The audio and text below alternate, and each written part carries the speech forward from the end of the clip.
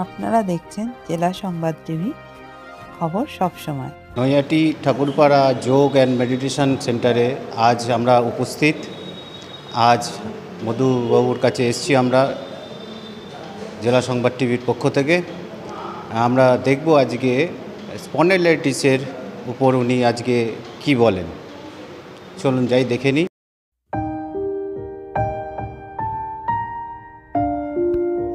Naihati Thakurpara yoga and meditation centre 4/1 Shyam road, Naihati পরমা পূজাস্থলের সন্নিকটে এবং ভারত সেবাশ্রম সংঘ পরিচালিত Pranavananda institution of management and technology সরকার স্বীকৃত এর যৌথ উদ্যোগে এই প্রথম এতদ অঞ্চলে 6 মাসের যোগা সার্টিফিকেট কোর্স ভর্তি শুরু হয়ে গেছে 1 মে থেকে। জুন থেকে ক্লাস শুরু হবে।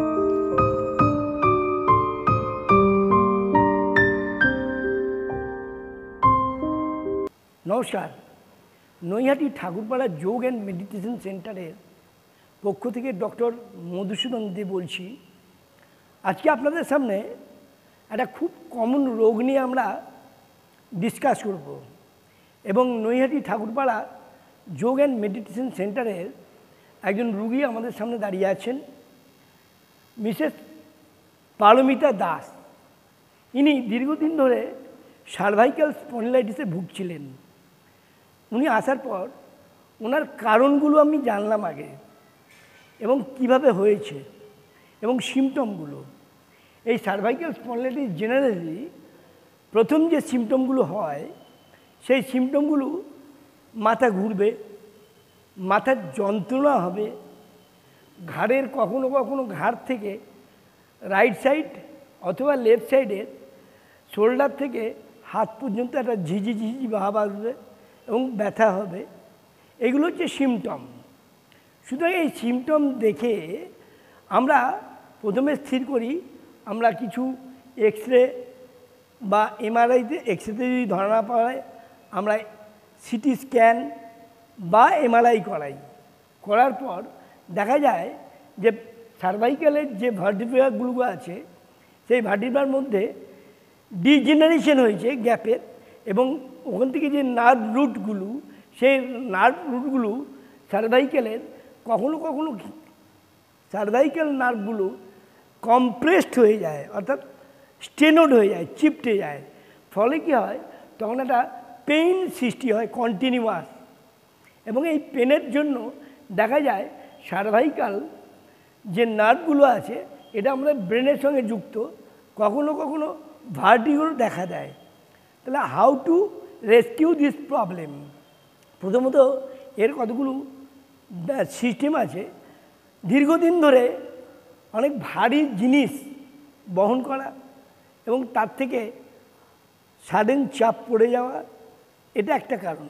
দ্বিতীয়ত হচ্ছে সাডেন যদি কোনো ঘাড় মটকায় বা চাপ দেয়, আনকনসিয়াস মাইন্ডে হোক আর কনসিয়াস মাইন্ডে হোক, তাতে কী হয়, স্পন্ডিলাইটিসের প্রথম পার্ট হচ্ছে সেই সার্ভাইকালের ভার্টিব্রাগুলো ভেতরে যে প্লেট থাকে সেই প্লেট এবং যে নার্ভ রুটসগুলো আছে সেই নার্ভ রুটসগুলোর ওপরে কোনোভাবে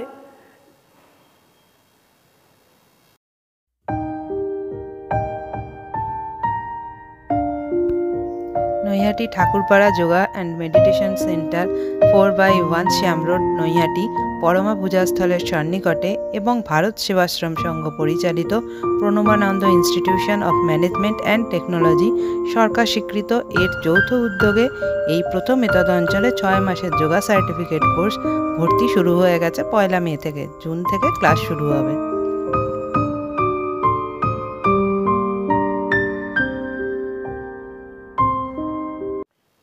কোনোভাবে চাপ লেগে যায়। তৃতীয়ত হচ্ছে একটা ব্যাপার আছে, এজেড ব্যাপার আছে।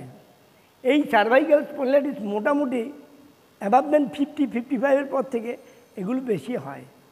তা আজকে আমরা আপনাদের সামনে আমরা কতগুলো ব্যায়ামের মাধ্যমে আমরা এই সার্ভাইকাল স্পন্ডিলাইটিসের কীভাবে সারানো যায় বা তাকে কমিয়ে দেওয়া যায় সেটার ব্যবস্থাটা আমরা করছি।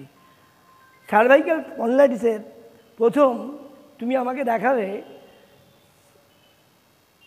শোল্ডার আপ ডাউন, তোমার তো এখান থেকে ব্যথা হয়, যেহেতু শোল্ডারের সঙ্গে আমাদের ঘাড়ের প্রত্যেকটি সেন্ট্রাল নার্ভ সিস্টেমের সার্ভাইকাল নার্ভ সিস্টেমটা জড়িত রয়েছে, তাহলে আমরা প্রথম দেখাবো শোল্ডার আপ ডাউন। এবং এই পেশিগুলো কখনো কখনো ক্ষেত্রে স্ট্রিপ হয়ে যায়, এটারও একটা কারণ। দেখাও সামনে, পুরো পুরো তোলো।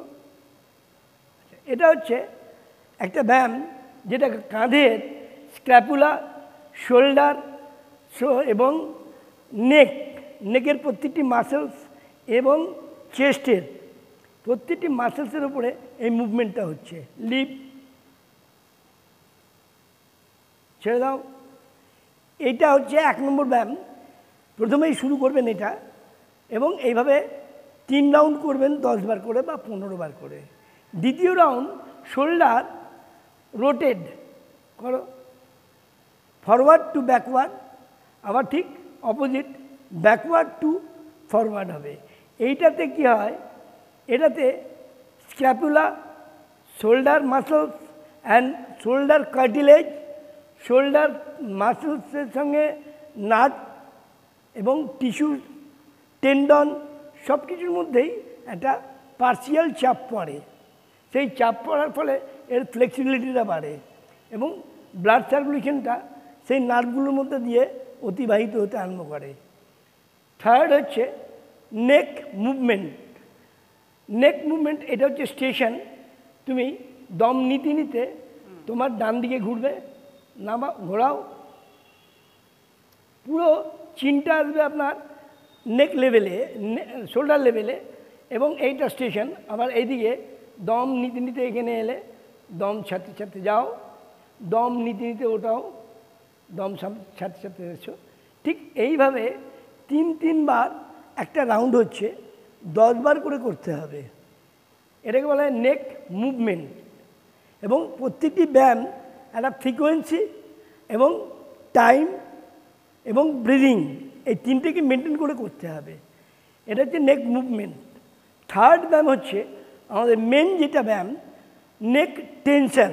এই নেক টেনশন গ্রুপটাতে 3-4 রকমের ব্যায়াম আছে, যে ব্যায়ামগুলো সার্ভাইকেলের উপরে অ্যাবসলিউট চাপ ক্রিয়েট করে।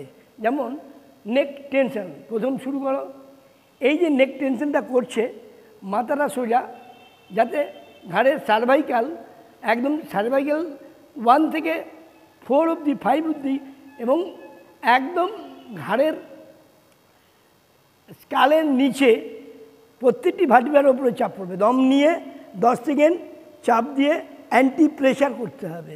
ছেড়ে দাও, নাম্বার 1। নাম্বার 2, হাতটা ঠিক এই পজিশনে থাকবে, আরেকটু ওপরে, এই মুখটা তোলো জাস্ট এই, আর এলবোটা এই। সবসময় খেয়াল রাখতে হবে নেক এবং চিন এই জায়গাটা যেন 90 ডিগ্রি হয়। আর দম নিয়ে হোল্ড করে প্রেস দিতে হবে, অ্যান্টি প্রেস। সেই প্রেসেতে দমটা বন্ধ থাকবে, এবং এটা 10 থেকে 15 সেকেন্ড। ঠিক মাথাটাকে সোজা করে ছেড়ে দাও।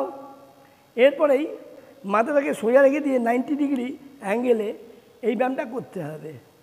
এটাতে absolute C1, C2, C3, C4, C5, C6 প্রত্যেকটি ভার্টিব্রার উপরে নট পার্সিয়াল, ডাইরেক্ট চাপ পড়ছে। এতে কি হচ্ছে, যে জায়গাগুলোতে স্টেনোড হয়ে গেছে নার্ভ বা প্রেস কমপ্রেস হয়ে গেছে, ধীরে ধীরে সেটা ছাড়ছে। ছেড়ে দাও। এরপর ঠিক উল্টো দিকে মাথাটাকে সোজা রেখে দিয়ে এলবোটা 90 ডিগ্রি থাকবে বডির সঙ্গে, এবং চিনটা থাকবে 90 ডিগ্রি। দম নিয়ে হোল্ড করে অ্যান্টি প্রেশার দাও। 20 গুনবেন বা 10 গুনবেন। এটা হলো নাম্বার 5। ঠিক সেম অপোজিটে, এটা হলো সার্ভাইকাল স্পন্ডিলাইটিসের সবথেকে প্রধান ব্যায়াম। দেখবেন ডাক্তাররা এটা বেশি সাজেস্ট করে, কিন্তু ডাক্তাররা যেগুলো দেয় সেগুলোর মধ্যে হয়তো আমাদের টেকনিক্যালি কত ডিফেক্ট থাকতে পারে। সুতরাং আমরা যেটা সঠিকভাবে দেখাতে হবে সেটা এখানে উপস্থাপন করলাম। এছাড়াও আরও আমাদের সার্ভাইকাল স্পন্ডিলাইটিসের অনেক ব্যায়াম আছে। তবে আমার অনুরোধ, আপনারা এই মানে রোগটার ক্ষেত্রে গুরুত্ব দেবেন প্রথম থেকেই। যেই মুহূর্তে আপনাদের এই ধরনের কোনো সিমটম দেখা দেবে, মাথার যন্ত্রণা, ঘাড়ের মাংসপেশি শক্ত হয়ে যাওয়া, কাঁধ থেকে কোনো একটা হাতের সাইডে ঝিঝি ভাব বা ব্যথা ভাব, সঙ্গে সঙ্গে আপনারা চিকিৎসকের পরামর্শ নেবেন এবং যোগ থেরাপিস্ট, ফিজিওথেরাপির পরামর্শ নেবেন। ধন্যবাদ। আজকের অনুষ্ঠান কেমন লাগলো আপনাদের? মতামত অবশ্যই কমেন্টের মাধ্যমে লিখে জানাবেন এবং চ্যানেলটিকে লাইক ও সাবস্ক্রাইব করবেন যাতে চ্যানেলটি আগে এগিয়ে যেতে পারে। ধন্যবাদ।